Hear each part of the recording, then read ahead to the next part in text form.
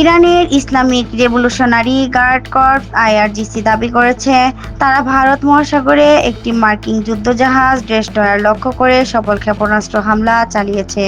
মঙ্গলবার আইআরজিসির পক্ষ থেকে দেওয়া বিবৃতিতে বলা হয়েছে, ঘাদর 380 এবং তালাইয়ে ক্ষেপণাস্ত্র ব্যবহার করে এই হামলা চালানো হয়েছে।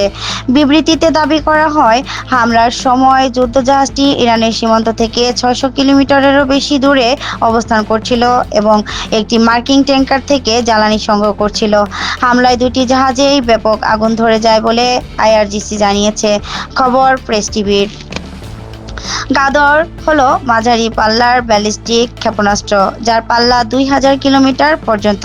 অন্যদিকে তালাইয়ে একটি কৌশলগত ক্রুজ ক্ষেপণাস্ত্র ব্যবস্থা, যা 1000 কিলোমিটার পর্যন্ত লক্ষ্যবস্তুতে আঘাত হানতে সক্ষম এবং মাঝপথে লক্ষ্য পরিবর্তনের সক্ষমতা রাখে।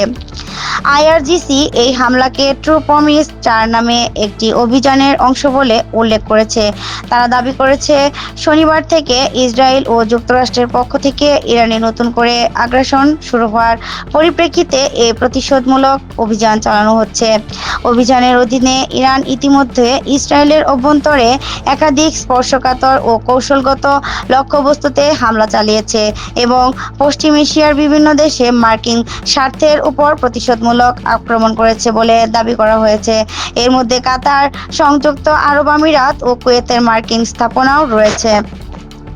যুক্তরাষ্ট্র বা ইসরায়েলের পক্ষ থেকে এখন পর্যন্ত এই দাবির কোনো স্বীকৃতি বা প্রতিক্রিয়া পাওয়া যায়নি। নাহিদা, কথা টিভি 71, ঢাকা।